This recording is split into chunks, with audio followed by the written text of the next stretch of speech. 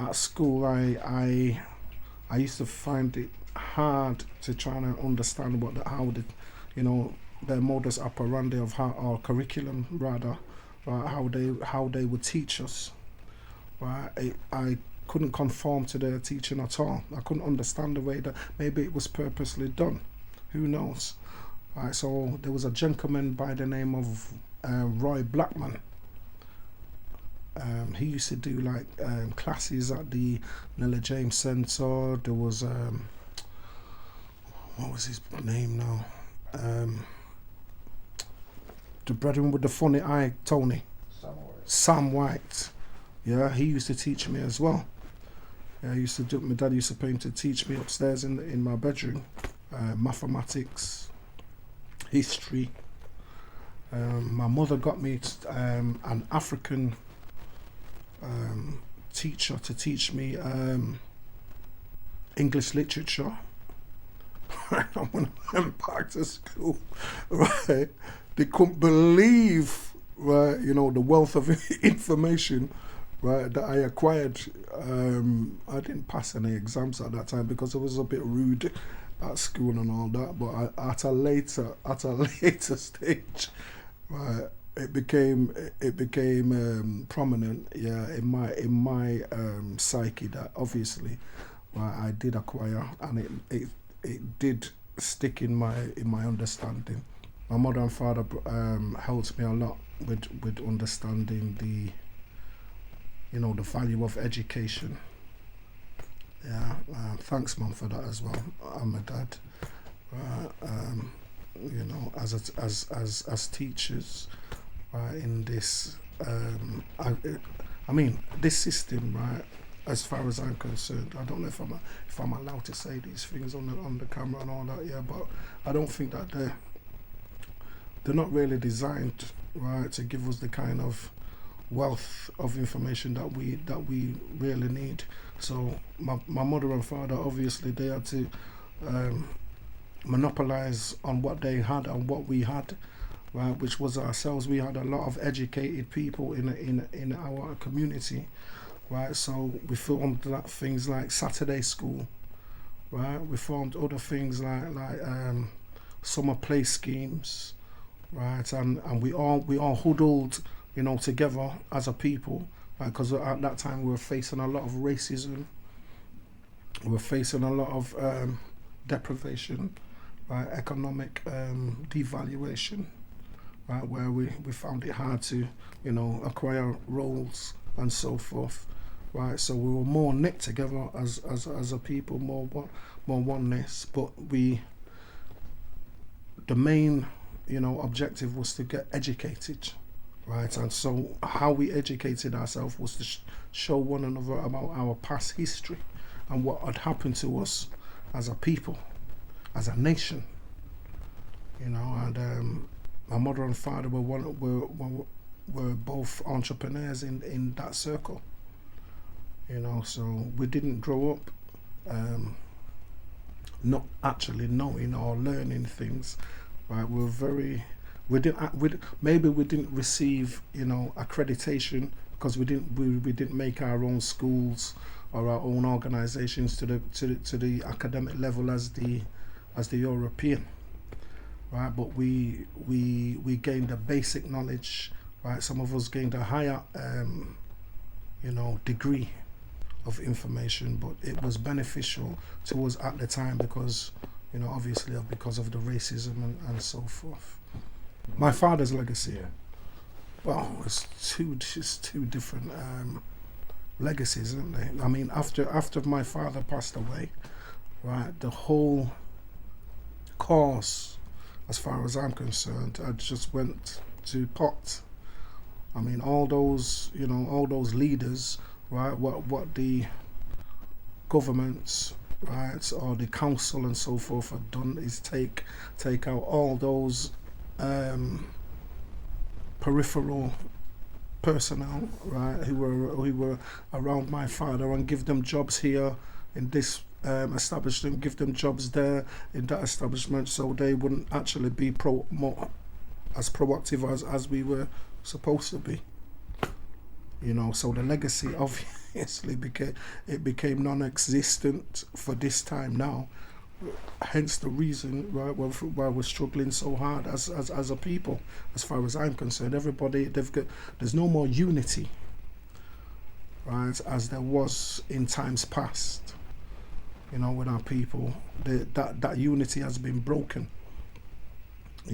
So in terms of a legacy of unity and so forth, my father was one of the leaders for that era.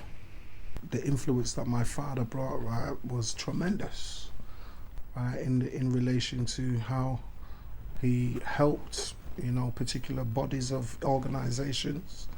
He helped individuals, right, to gain a better understanding, right, of how to deal with racism, how to deal with organizations, right, how to deliberate, how to delegate, how to orchestrate. And my father was a great teacher, right? I used to say it, I don't watch him, right? How he used to practice. He used to get his paper out and he used to say, Ella, hold this on, right? And he used to practice like that. That's how he used to practice, right? But there's a lot of people who he's helped in relation to even criminal things. Because my father when he went to university, I can't remember the actual degrees that he acquired at the time, but I know that he did a course in the Manchester University. He used to also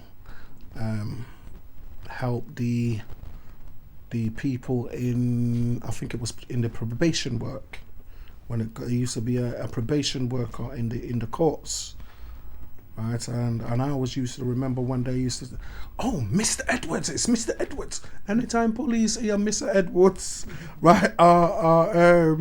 The council or anybody hear Mr. Edwards, they know, right, that it's a person of prominent importance." And they become a little bit scared because, obviously, right, there was a lot of antagonism at the time, right, and there would have been a particular loophole, right, or an offence that they've done that we've actually captured them on at the time. So they were a bit scared because everyone makes mistakes, don't they? But my dad was a master at monopolising on finding that out and then bury them right on that particular one there. So police and all them kind of things like that were kind of scared when they used to hear, "Oh, it's Mr. Edwards coming, Mr. Edwards and the crew." So the question that you asked was, what kind of influence was it? What kind of influence did he have? He had a great influence on a lot of us. Yeah, we weren't criminals at the time. We were poor people who was trying to get along in the society. Obviously, right, we didn't want to be lawbreakers and things like that. Right, but a lot of us did have to turn to crime at the time. Right, and my dad, right, obviously he was a man that kind of like, when we got in trouble, he could have some kind of empathy and sympathy, right, and say, well, it's not their fault why they're in that situation. We know why, because of the programming, social programming, and so forth. Education was one of the main keys, right? My father believed in, educating his people. So people without the knowledge of their past history is like a tree without roots. My father was a great leader for black people, right? We're from the 60s up until he died. Right? There's many organizations, WIOCC. My father was a Garveyite as well. Right? He's the first man to tell me about Martin Luther King, Kwame Nkrumah, Toussaint the Overture, Jesus Christ. We used to sit down on the table here with my parents, with my aunties, and debate about many different subjects in relation to that. Okay, but as being an influence on us, a leader, Right, my father was a great leader, right, to this community. He got the West Indian Centre, Carmel Road. I remember the West Indian Centre, Carmel Road, as a child, right, and it was a big school. It's not the the West Indian Centre that's there now. It was a school, right, and it had big upstairs, two halls. Upstairs, it had an upstairs and downstairs. It had two bars, yeah, and we used to have the summer schools in there. We used to have the classes in there, teaching classes. Right, we used to run our Saturday night dances there. As a child, I used to give out the leaflets and so forth, for the dances. We used to have to go around and give out the leaflets and everything. Right, so that place there, my father was one of the main leaders in that building, and then from there, they acquired the adjacent building that is there now. He was the community warden there, right? But there was a lot of fighting in relation to funding and so forth like that, right? Of how the building was going to be run. I mean, obviously, personally, right, I did not have any. I could only hear so I'm telling you things that I hear, because I wasn't an administrator at that time. Right? I wasn't old enough to know about such things. Right? But I could hear my father debating with people on the phone, right, as to how to, how he wants, the money to get paid, and they need the money for summer school, and they need the money for trips. My father was one of the greatest youth workers that I have ever known. I don't think I can't put anybody's name right to it on the list. Yes, I can. Hartley Hanley was a good youth leader. But my father, from an early age, he took us all the community of Manchester, right, white, black, Chinese, no matter what colour they were, we were all there. Every single summer we was there, right. We had about 6-7 coaches, right, rammed, solid, right, with pure youths, yeah. Going London, Blackpool, Southport, yeah, all the nice places where children would like to go at that time. We went to every one of them, and my father made sure, right, that he got the money for all of us to go, right. For my age, I'm 47 years old now, right, but at that time, yeah, people my age who can remember my father, right, can remember that it's up to date to this date now. There's nowhere that does the things that my father did. It's just a pity that we haven't got witnesses here to prove what I have said. My father was a great leader in the educational side of my life, and a lot of children in Manchester, in taking us here and there trips, and just letting us know what the good side of life was about. Also, right, there was the radical side of my father, right, or the defensive side of my father, if I can put it more politically correct. Right, that obviously my father was a soldier. Right, and he led us into psychological warfare, letting us know how to defend ourselves emotionally, physically, spiritually, psychologically. There's many different places that my father brought us to in the defense, on the liberation of our people, the African nation. Yeah, of how we would purport to demonstrate, right, our abilities as a people, right, around England. One particular march that is of prime importance at this moment, is there was a time when there was about 13 Negro children who were reported to have been petrol bombed in a party. I think it was called the 13 Dead at that time, and the New Cross massacre it was called. I think it was on the news. I can't remember, but at that time, a lot of word of mouth spreaded like that, in our community, because we were very, very nicked.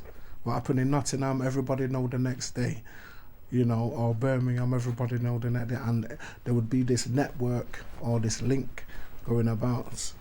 So, obviously we organised, not myself, because I was only a child, but my father and whoever, they organised a trip so that we could, obviously demonstrate about the inaccuracies in the laws and so forth like that against our people. There's many laws my father have changed. It's a pity that I didn't have all the information here in front of me so that we could, obviously discuss that, right? But we went to London on these coaches. There was a sound called Baron Hi-Fi, who was one of the outstanding sounds at the time. A gentleman called Wizzian and Money Green and a couple other guys. Clive, he used to own the sound at that time. We all went down there on the coach, and with the banners and so forth, and demonstrated, against this injustice of, what happened to our people. That was the radical side of my family. There's many other marches and so forth like that we went on. That's the political side of him. Now that my father has passed and gone, and obviously his legacy and his name and so forth, and his way of life, if I can use that as a central figure, right, in the way how a lot of us think in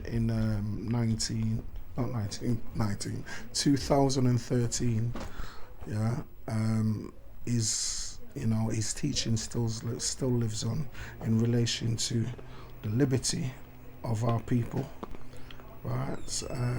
Our modus operandi, right, of how we would go about liberating our people, right? Obviously, the Carmel Road West Indian Centre is still a prominent part of a lot of the youngsters' lives. They still have the Saturday school going. I forgot the name of the teachers there at this present moment, but there are a lot of black teachers who are teaching at the West Indian Centre at this moment. I had a conversation with my son this morning, and he was asking me about genocide and so forth around the world, and I was trying to explain to him that from the 1600s upwards, that the rich merchants of this world, right, have strategically planned and designed, right, the genocide of the African race, right, and one of the major parts of that was the slave trade, right, using Tate and Lyle and so forth, many different other manufacturers, right, to deprivate our people, to enslave them, right, to rob them, to steal from them, and to kill them, right. And he was asking for the proof and so forth. So I says, well, son, okay, it's all right, me giving you all the proof and that, but you need to do your own study. And it's like he didn't want to believe what I was saying. So anyway, I told him about the Carmel Road West Indian Centre and the great work that they do there, which is part of my father's, if I could put it, last will and testament of something that he could leave behind, right, for his, for his baby. That's why I think that, no matter whether he has gone in the flesh, his spirit still remains, right? In the sense of that the building is still there, right? This teaching is still there. The children are still getting taught at an early age about what they represent, who they are, and so forth like that. That's what I believe. Has played a major part today. But the people who actually worked at that time with my father, right, a lot of them have got old. Some of them have passed away. And they are not actually in a position to be as strong as they were, obviously because of old age and so forth. And that spirit that my father had, right, which was a communal spirit, right, it's hard to find that kind of spirit again amongst our people. The unity side of us. It's hard to find that. It's instilled in myself, that love for my people and so forth. But it's hard. It's hard to find it. There's not many people who are blessed, right, in that way. With and he was endless in it, from morning to night. Sometimes he don't even sleep. And he was inundated with so much phone calls and. My mother, I know she was very sick of it, even though she wouldn't say on camera, right? But sometimes you want your family to have, a bit with the family. Obviously, my father didn't have time to spend with his children, right? I know my mother was a bit angry about that, right? That he didn't really play the father figure. Right, that he could have if we weren't bombarded with so much outside pressure.